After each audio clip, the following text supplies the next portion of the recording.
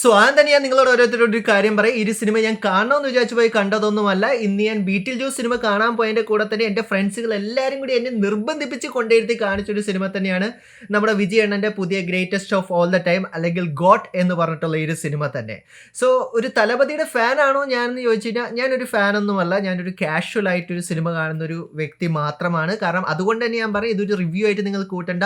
Review ആയിട്ടാണ് നിങ്ങൾ actually ഈ ഒരു വീഡിയോ കാണണമെന്നുണ്ടെങ്കിൽ നിങ്ങൾക്ക് യൂട്യൂബിൽ തന്നെ നോക്കിക്കഴിഞ്ഞാൽ വേറെ പല ചാനലിൽ നിന്ന് അവർ വെയിറ്റ് ചെയ്തിരുന്നിട്ട് റിവ്യൂ ഇട്ട പല ആൾക്കാരുണ്ട്. അങ്ങനത്തെ പല ക്രിയേറ്റേഴ്സിൻ്റെ റിവ്യൂസ് കാണുന്നു മാത്രമേ ഞാൻ പറയുള്ളൂ. പക്ഷെ ഞാൻ ഇന്നിവിടെ ചെയ്യാൻ പോകുന്ന ഈ ഒരു സിനിമ കണ്ടതുകൊണ്ട് ഇത്രയും ബാക്കിയുള്ള ഹോളിവുഡ് സിനിമകളെല്ലാം നമ്മൾ നമ്മുടെ ചാനലിൽ റിവ്യൂ ചെയ്യാറുള്ളത് കൊണ്ട് തന്നെ എനിക്ക് ഈ ഒരു സിനിമയ്ക്കകത്ത് എടുത്തു പറയേണ്ടതായി തോന്നിയിട്ടുള്ള കുറേ ടെക്നിക്കൽ ആയിട്ടുള്ള കാര്യങ്ങളുണ്ട്.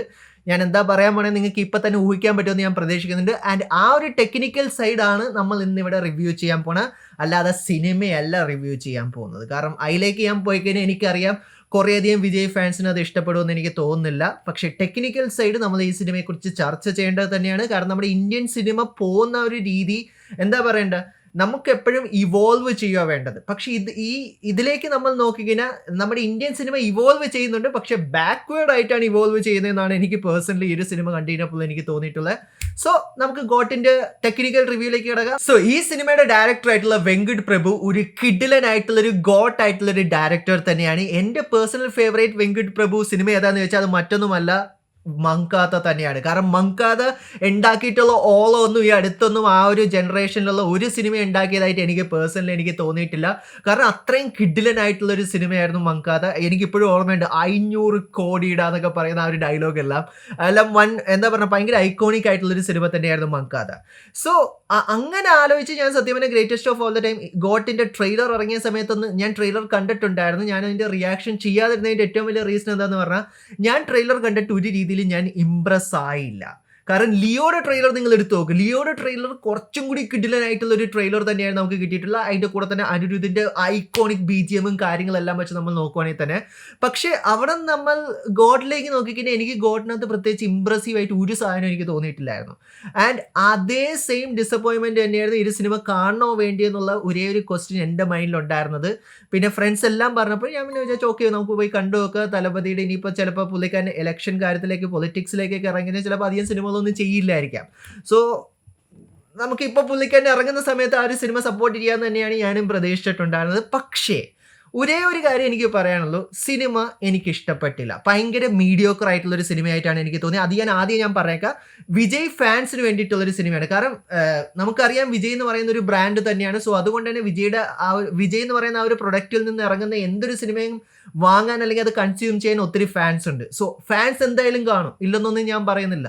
കാരണം ഫാൻ ഷോ നമ്മൾ എപ്പോൾ നോക്കിക്കഴിഞ്ഞാലും അത് ഹൗസ്ഫുള്ളും ആയിരിക്കും. പക്ഷെ അതിന് ശേഷം ഇപ്പോൾ ഇന്ന് ഞാൻ വീഡിയോ ചെയ്യുന്നതിന് ശേഷം നിങ്ങൾ ആക്ച്വലി തിയേറ്ററിൽ നോക്കിക്കോ, എനിക്ക് തോന്നുന്നില്ല ഈ ഒരു സിനിമയ്ക്ക് അത്രയ്ക്ക് അധികം ആൾക്കാരെ അട്രാക്ട് ചെയ്യാൻ സാധിക്കും എന്നുള്ളൊരു കാര്യം തന്നെ. വിജയ് എന്ന് പറയുന്ന ആ ഒരു സൂപ്പർ സ്റ്റാറിനെ ഈ ഒരു സിനിമയ്ക്ക് ഒരു രീതിയിലും യൂസ് ചെയ്യാൻ പോലും പറ്റിയില്ലെന്നാണ് എനിക്ക് പേഴ്സണലി എനിക്ക് തോന്നിയിട്ടുണ്ടായിരുന്നത് തന്നെ. ആൻഡ് നിങ്ങൾ ഫിലിമിന്റെ ഫസ്റ്റ് ഹാഫിലേക്ക് നോക്കിക്കഴിഞ്ഞാൽ വൺ ശോകം ദുരന്തം തന്നെയായിരുന്നു ഫസ്റ്റ് ഹാഫ്. സെക്കൻഡ് ഹാഫിലേക്ക് വന്നപ്പോഴത്തേക്കും കുറച്ച് ബെറ്ററായി സിനിമ. പിന്നീട് എൻഡിങ്ങിലേക്ക് കാര്യത്തിലേക്ക് പോയപ്പോഴത്തേക്കും വീണ്ടും അവിടെ നിന്ന് നേരെ താഴത്തേക്ക് പോയതുപോലെയാണ് ഇത് കണ്ടപ്പോൾ എൻ്റെ പേഴ്സണൽ അഭിപ്രായം. പക്ഷേ ഈ ഒരു സിനിമയ്ക്കകത്തുള്ള നല്ലൊരു സൈഡ് എന്താണെന്ന് ചോദിച്ചു കഴിഞ്ഞാൽ വിജയുടെ ആ ഒരു ടീം തന്നെയാണ്. കാരണം ആ ഒരു ടീം കെമിസ്ട്രി അവർക്ക് ഇതിനകത്ത് അത്യാവശ്യം നല്ല രീതിയിൽ തന്നെ ചെയ്യാൻ സാധിച്ചതായിട്ട് എനിക്ക് പേഴ്സണലി എനിക്ക് തോന്നിയിട്ടുണ്ടായിരുന്നു. പിന്നെ സെക്കൻഡ് ഹാഫിലേക്ക് വന്നപ്പോൾ കുറച്ച് പടം നന്നായി, പക്ഷെ വീണ്ടും അവിടെ നിന്ന് കൊണ്ടേ തൊലച്ചതായിട്ടാണ് എനിക്ക് പേഴ്സണലി എനിക്ക് തോന്നിയിട്ടുള്ളത്. കാരണം വിജയ്, പ്രഭു, അതുകൂടാതെ തന്നെ പ്രശാന്ത്, അജ്മൽ ഇവരുടെ ആ ഒരു കെമിസ്ട്രി ഈ ഒരു സിനിമയ്ക്കകത്ത് സൂപ്പറായിട്ട് തന്നെ അവർക്ക് ചെയ്യാൻ സാധിച്ചിട്ടുണ്ടായിരുന്നു. പക്ഷെ അതല്ലാതെ നമ്മൾ സിനിമയിലേക്ക് നോക്കി നമുക്ക് ലഭിക്കുന്നില്ല. കാരണം ഇതിനകത്ത് കുറേയധികം മാസമായിട്ടുള്ള BGM പിന്നെ കുറേ സോങ്സ് കാര്യങ്ങളെല്ലാം ഉണ്ട്. പക്ഷെ അതൊന്നും ഒരു രീതിയിലും ഈ ഒരു സിനിമയ്ക്ക് സ്യൂട്ട് ആവുന്നത് പോലെ അല്ലെങ്കിൽ ഒരു വിജയ് സിനിമയിൽ നിന്ന് നമ്മൾ പ്രതീക്ഷിക്കുന്നത്. കാരണം പടം എത്ര ശോകമാണെങ്കിലും വിജയ് സിനിമകളുടെ പല പാട്ടുകൾ ഹിറ്റാവുന്നത് നമ്മൾ കണ്ടിട്ടുണ്ട്. എൻ്റെ അഭിപ്രായത്തിൽ നോക്കിക്കഴിഞ്ഞാൽ എനിക്ക് ഇതിനകത്ത് ഒരു പാട്ടും എനിക്ക് ഇഷ്ടപ്പെട്ടിട്ടില്ല. നിങ്ങളുടെ അഭിപ്രായങ്ങൾ നിങ്ങൾക്ക് കമൻറ്റ് ബോക്സിൽ കമൻറ്റ് ചെയ്യാവുന്നതാണ്. ഇനി നമുക്ക് നേരെ ഈ ഒരു സിനിമയുടെ ടെക്നിക്കൽ സൈഡിലേക്ക് നമുക്ക് നോക്കാം. ഇവന്മാർ എന്ത് കോപ്പാണ് ഇതിനകത്ത് കാണിച്ചു വെച്ചേക്കണത്. കാരണം എനിക്കിത് കണ്ടു കഴിഞ്ഞപ്പോൾ എനിക്ക് തോന്നിയിട്ടുണ്ടായിരുന്ന ഒരു കാര്യം ഇതാണ്. കാരണം കൽക്കി എന്ന് പറഞ്ഞ ആ ഒരു സിനിമ വന്ന സമയത്ത് നമ്മൾ ആ ഒരു ഇന്ത്യൻ ഇൻഡസ്ട്രി ഹോളിവുഡ് ലെവലിലേക്ക് വരെ എത്തുന്നു എന്നുള്ള ഒരു എന്താ പറയുക, അറ്റ്ലീസ്റ്റ് നമുക്കൊരു ശുഭാപ്തി പ്രതീക്ഷയുണ്ടായിരുന്നു. പക്ഷെ അവിടെ നിന്നാണ് നമ്മൾ ഇതേപോലത്തെ സിനിമകൾ നമ്മൾ കണ്ടുവരുന്നത്.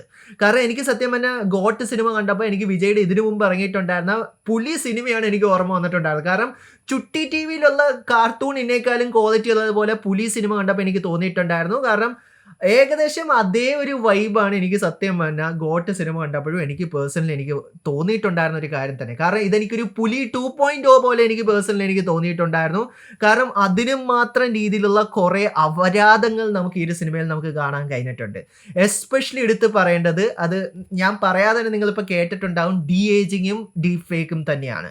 കാരണം എന്ന് പറഞ്ഞാൽ നമുക്കറിയാം ഡി ഏജിങ്ങും ഡീപ് ഫേക്കിങ്ങും ചെയ്യാൻ ഭയങ്കര കഷ്ടപ്പാട് തന്നെയാണ്.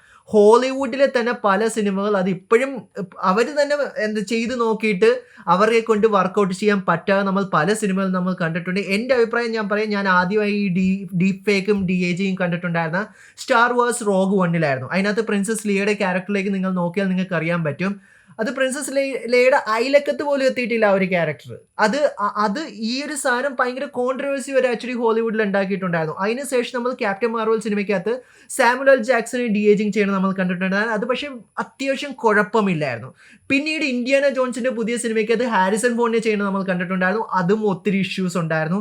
റീസെന്റ് ഏലിയൻ സിനിമയ്ക്കകത്ത് ആരെയാ ഇത് ചെയ്തതെന്ന് ഞാൻ പറയുന്നില്ല, ഏലിയൻ സിനിമയ്ക്കകത്തും അവർ ചെയ്തിട്ടുണ്ടായിരുന്നു. പക്ഷെ എന്നാലും ഇതുവരെയും ഇപ്പം ഈ ഒരു കാര്യം നമ്മൾ ക്രിട്ടിസൈസ് ചെയ്യുമ്പോഴത്തേക്കും എല്ലാവരും പറയുന്ന ഒരേ ഒരു വാക്കാണ്, ഹോളിവുഡിന് ഇതുവരെ മര്യാദയ്ക്ക് ഒരാളെ ഡി ഏജ് ചെയ്യാനോ ഡീപ് ഫേക്ക് ചെയ്യാനോ സാധിച്ചിട്ടില്ല.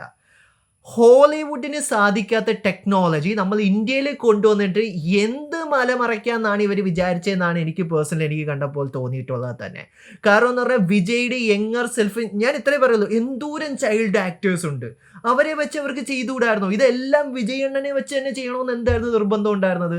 കാരണം അത് തന്നെയാണ് ഈ ഒരു സിനിമയുടെ ഏറ്റവും വലിയ തോൽവിയും പരാജയം. കാരണം ആവശ്യമുള്ളിടത്തും ഇല്ലാത്തടത്തും എല്ലായിടത്തും ഒരു ചാറ CGI വലിച്ചു കയറ്റിയിട്ടുണ്ട്.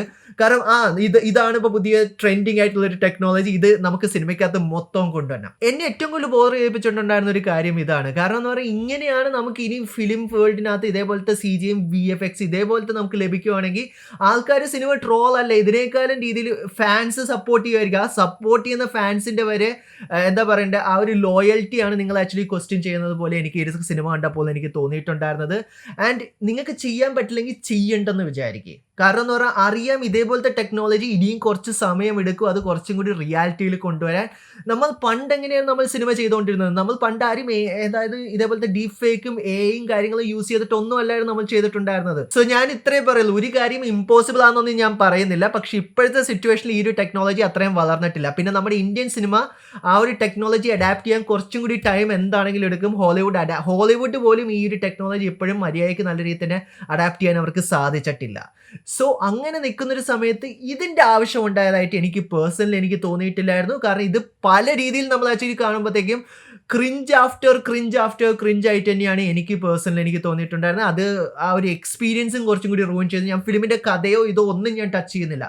ഞാൻ ജസ്റ്റ് നമ്മൾ സ്ക്രീനിൽ എന്താണോ കാണുന്ന ആ ഒരു ഒറ്റൊരു കാര്യത്തിനെ കുറിച്ച് മാത്രമാണ് ഞാൻ നിങ്ങളോട് പറയുന്നത്. സോ ഇതാണ് എനിക്ക് സത്യം പറഞ്ഞാൽ greatest of all the time കണ്ടപ്പോൾ എനിക്ക് തോന്നി. ഇത് സിനിമ കണ്ടു കഴിഞ്ഞപ്പോൾ എനിക്ക് എൻ്റെ മൈൻഡിലുണ്ടായിരുന്ന ഒരേ ഒരു ഇതെന്ന് പറഞ്ഞാൽ greatest of all the time എങ്ങനെ നമുക്ക് ആക്ച്വലി ഇന്ത്യൻ സിനിമ CGIയുടെയും വിഷ്വൽ എഫക്ട്സിൻ്റെയും കാര്യത്തിൽ ഫക്ഡപ്പ് ചെയ്യാം, അതിൻ്റെ ഒരു ഉദാഹരണമായിട്ടാണ് ഗോഡ് സിനിമ എനിക്ക് പേഴ്സണലി എനിക്ക് തോന്നിയിട്ടുള്ളത്. നിങ്ങൾക്ക് അങ്ങനെ അല്ലായിരിക്കാം, നിങ്ങൾക്ക് ഇഷ്ടപ്പെട്ടിട്ടുണ്ടാകും, നിങ്ങൾക്ക് നിങ്ങളുടെ അഭിപ്രായങ്ങൾ നിങ്ങൾക്ക് താഴെ കമൻറ്റ് ബോക്സിൽ കമൻറ്റ് ചെയ്യാവുന്നത് തന്നെയാണ്. വീഡിയോ ഇഷ്ടപ്പെട്ടാൽ ലൈക്കും ഷെയറും ചെയ്യാവുന്നത് തന്നെയാണ്. ഇത് കണ്ടു കഴിഞ്ഞപ്പോൾ എനിക്ക് നിങ്ങളായിട്ട് എൻ്റെ അഭിപ്രായം പങ്കുവയ്ക്കണമെന്ന് തോന്നി. അത് മാത്രം നിങ്ങൾ ഉദ്ദേശിച്ചാൽ മതി. നമ്മുടെ ഇന്ത്യൻ സിനിമയുടെ CGIയും വിഷ്വൽ എഫക്ട്സും വളരട്ടെ നമുക്ക് പ്രതീക്ഷിക്കാം. പക്ഷെ ഇങ്ങനെയല്ല, ഇത് നേരെ ബാക്ക്വേർഡിലേക്കാണ് പോകുന്നത്.